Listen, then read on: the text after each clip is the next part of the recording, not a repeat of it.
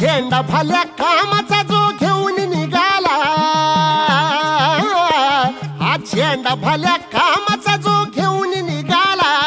अरे काट कुट वाट म्हणजे पोचती त्याला, रगत निघल तरी बी हसल शाबास त्याची, रगत निघल